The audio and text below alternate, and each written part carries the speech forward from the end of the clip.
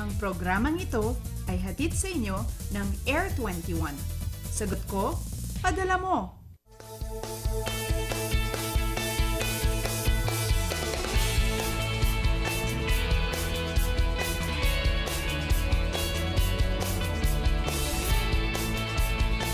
Magandang umaga, Rise and Shine Pilipinas. Panahon na para tayo bumangon upang harapin ang mga panibagong pagsubok ng araw na ito. 4:59 ng umaga ayon sa Philippine Standard Time at ito po ang Panahon TV. Laging nangunguna sa pagbibigay sa inyo ng napapanahong weather information. Maaari nyo rin po kaming mapanood at matunghayan sa www.ptv.ph. Ako po ang inyong weather guide, Earl Figuracion, inyong makakasama ngayong araw ng Huwebes, June 5, 2014. Bago po ang lahat mga kaibigan, simulan po muna natin ang ilang anunsyo mula sa Pag-asa. Maaring makaranas ng ilang thunderstorms ang ilang parte ng Kabisayaan, partikular dito sa may Bohol, sa mga lugar ng Buena Vista, Clarin, Getafe, Inabanga, Trinidad at Tubigon. Ganoon din dito sa Cebu City kung saan makaranas ng thunderstorms ang Balamban, Asturias, pati na rin ang mga lugar ng Carcar City, Naga City, San Fernando at Sibonga. Ang mga thunderstorm po na ito kung magaganap man ay hindi naman inaasahan na magtatagal ng higit sa 1 o 2 oras. Ngunit asahan din po natin na maaari tayong magkaroon ng light to moderate rains at maaari po tayong makaranas ng malakas na bugso ng hangin kasama ng pagkidlat at pagkulog. Sa parting po ito ng ating programa, atin na ngayong makasama si Ginoong Hener Kitlong para sagutin ang ilan nating katanungan tungkol sa ating ulat panahon. Magandang umaga, sir. Yes, sir. Maraming salamat. Magandang umaga. Ganun din po sa mga kabayan natin. Magandang umaga po. Simulan po natin itong talakayan natin, Ginoong Kitlong, sa paghingi po ng update tungkol dito sa ating El Nino conditions. Noon nga pong nakarang buwan ay naglabas ng anunsyo ang Pag-asa na maaari po tayong makaranas ng mga epekto nitong El Nino conditions dito sa ating bansa. Kumusta na po ba ang developments tungkol dito? Ano na po ba ang latest news tungkol sa ating El Nino update? Well, ayon po sa World Meteorological Organization o WMO, ayon po sa huling anunsyo na kanilang pinakita, nasa 70 to 80% na po na maaari pong mangyayari itong El Nino. Kaya ito po ay maaaring maganap sa buwan ng June, July or August. Pero dito po sa ating bansa, hindi po natin mararamdaman yan. Kung sakali man nagkaroon ng El Nino ngayong buwan o kaya next month, mararamdaman lang po natin ang epekto ng El Nino pagdating po ng last quarter of the year.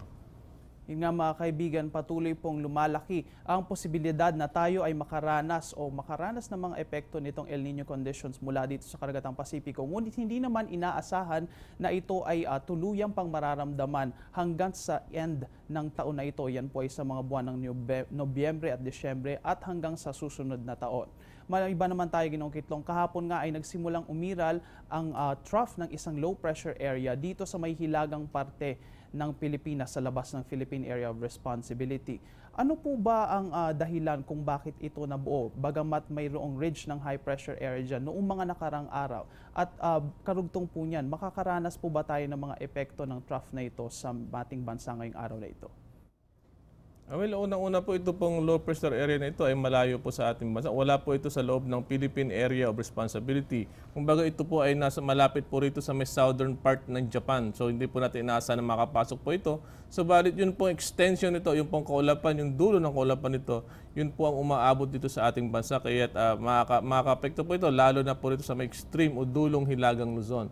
Ito naman pong ridge of high pressure area, nagbabago na po yung hangin kahit lumalayo na rin po ito. Kung sakali man po ang maapektuhan lang po nito ay ito pong pinakadulong bahagi ng silangang bahagi ng ating bansa.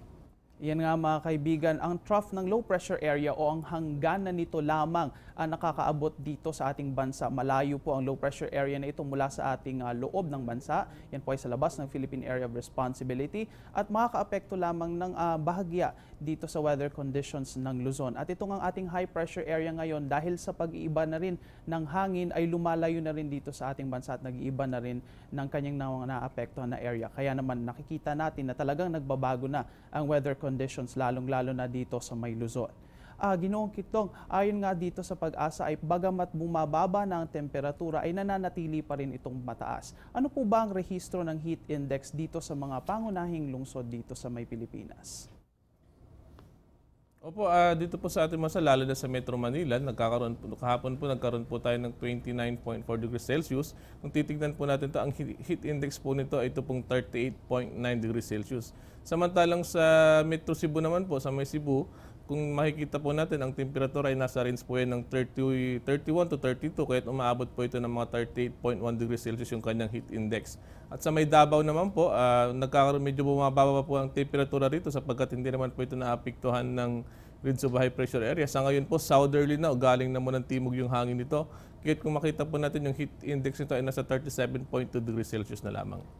Mga kaibigan, itong ang ating rehistro ng heat index dito sa Metro Cebu, Metro Manila at Metro Davao ay nananatili pa rin po na nasa range ng extreme caution levels. Ibig sabihin po niyan ay maaari pa rin tayong makaranas ng heat cramps, heat exhaustion o sa katagalan ay heat stroke kung tayo ay tuluyang nabibilad sa sikat ng araw. Kaya naman tayo ay mag-ingat pa rin bagamat onset na nga ng rainy season at bumababa na ang mga temperatura dito sa bansa.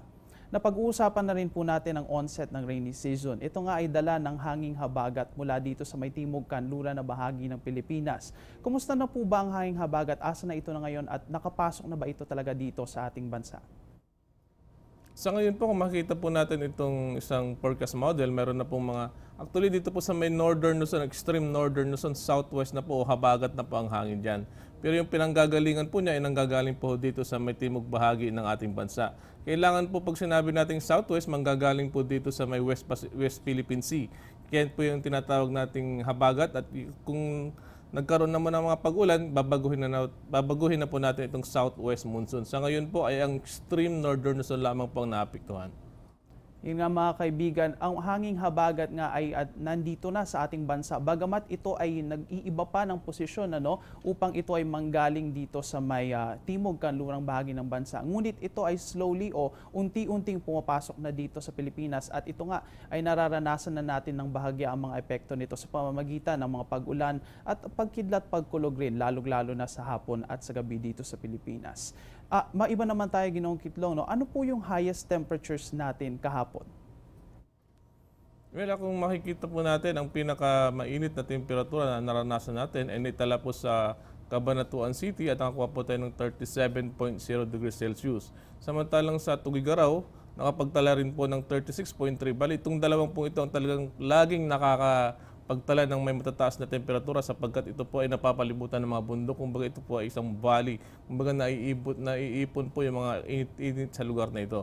Sa Zambales, nakapagtala din po ng 38.4. Sa Dagupan City, kung saan malapit po ito sa dagat, nakakapekto rin po yung init ng dagat.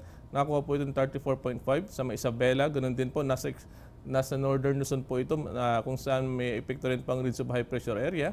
Nakakuha naman po ng 34.5. Sa General Santos City, kung saan pinakamababa po, malapit po sa equator, kaya't mainit din po ang lugar na yan, 34.3. At sa may Subic, Zambales, nakapagtala po ng 34.3 degrees Celsius.